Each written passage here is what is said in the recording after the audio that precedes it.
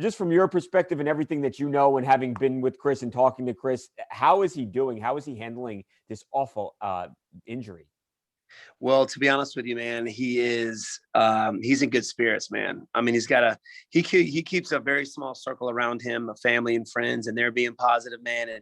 And to be honest with you, he's great, man. He's great. Obviously, when it happened, it was devastating. You know, seeing something like that, that's only happened 3 times in the UFC, and he's been a part of 2 of those. Yeah. So I was trying to make sense of it. You know, I was in his corner.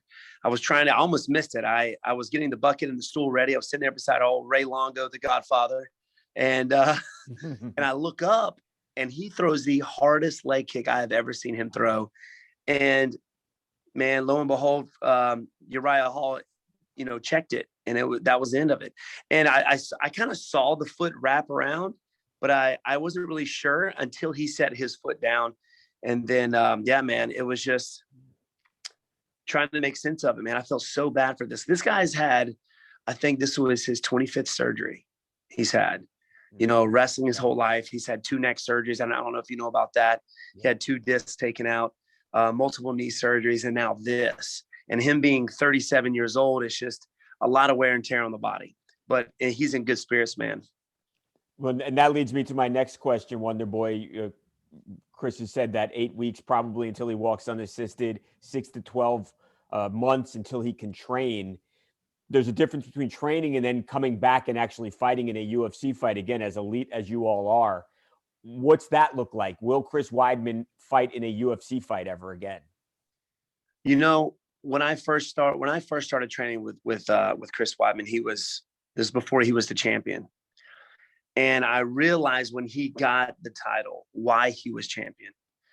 The grind that he puts himself through, the mental toughness, the spiritual toughness this guy has it's unbreakable, man. It really is. Yeah. So knowing that about him, I know for a fact he will come back.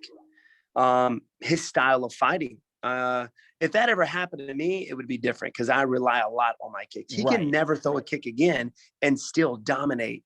Yeah. And you know, in the UFC, in his division, he's not known for his kicking. He's known for his striking, his wrestling. Right.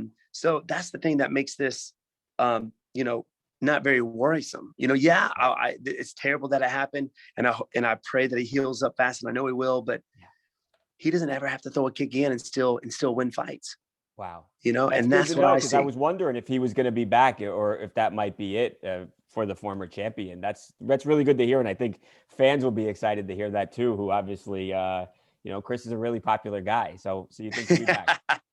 Yeah, they're showing a lot of love for my man Chris, and he's keeping him updated, so that's keeping him busy as well. Yeah. This is why I love this game. Number one, to be able to fight the best fighters in the world. I mean, who can say that? That's like an anime. Yeah.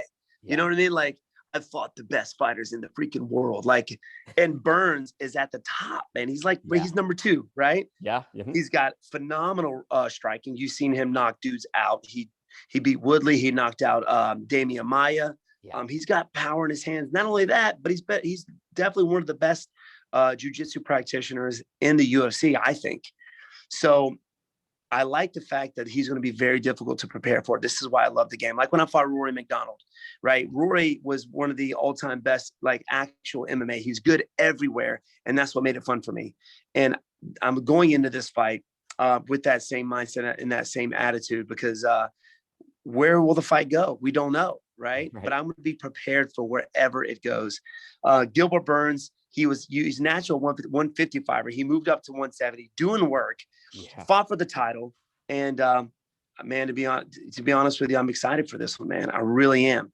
He's tough. And, you know, my goal is to go out there, and I don't visualize a knockout. I always visualize my hand being raised at the end of that fight. So, you know, my last fight, it was a 5-minute round fight. Yeah. I had 5.5 weeks to get ready. I've got 11 weeks to get ready now. I'm going to be in the best shape of my life. You're going to see the best Steve Wonderboy Thompson come July 10th. And that's scary. Now, let me ask you this. You hear Kamaru Usman, doesn't sound like they feel like Colby Covington deserves a title shot. I mean, if you win this fight, Steven, it's got to be you, right? They have to.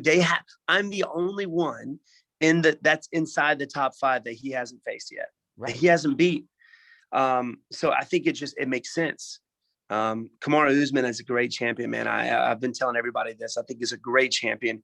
The work ethic, he's a family man, and he gets stuff done. Yeah. And you see his striking evolving. I mean, you've seen his last 2 fights. He's knocking dudes out, and he's notorious for his wrestling.